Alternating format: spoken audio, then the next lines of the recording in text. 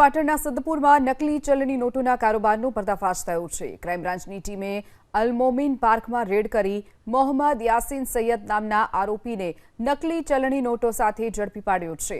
Red દરમિયાન આરોપીના ઘરેથી 500ના દરની 961, 100ના દરની 981 અને 20ના દરની 3 નકલી નોટો સાથે કુલ 5,78,000થી વધુનો મુદ્દામાલ પણ જપ્ત કરી લેવામાં આવ્યો છે। તો આરોપીના ઘરેથી ક્રાઇમ બ્રાન્ચની ટીમે નકલી નોટ બનાવવા ઉપયોગમાં લીધેલ કલર પ્રિન્ટર, પેપર કટર, શંકાસ્પદ પાવડરનો જથ્થો પણ જપ્ત કર્યો છે। પ્રાથમિક તપાસમાં આરોપી મોહમ્મદ યાસીન સૈયદ મિત્ર મુસ્તકીમ મલિક સાથે મળી અને નકલી નોટો બજારમાં ફરતી કરતો હતો। થોડા દિવસ અગાઉ કાર્તિકેય મેળામાં કેટલાક વેપારીઓ પાસેથી નકલી નોટો આવી રહી હોવાની વેપારીઓને જાણ થઈ જિલ્લા પોલીસ વડાને જાણ કરવામાં આવી હતી। જિલ્લા પોલીસ વડાની સૂચનાના આધારે ક્રાઇમ બ્રાન્ચની ટીમે બાતમીના આધારે નકલી ચલણી નોટના કાળા કારોબારનો પર્દાફાશ કર્યો છે।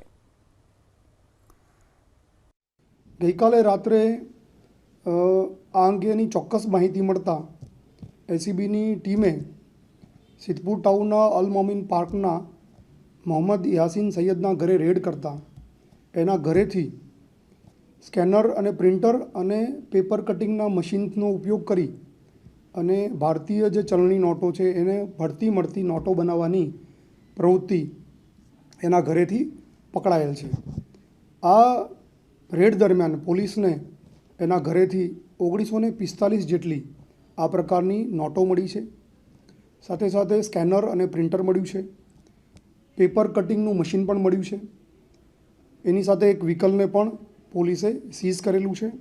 જે નોટો મળી છે એમાં 500ના દરની 961 જેટલી નોટ મળી છે, 100 રૂપિયાના દરની 981 નોટ મળી છે।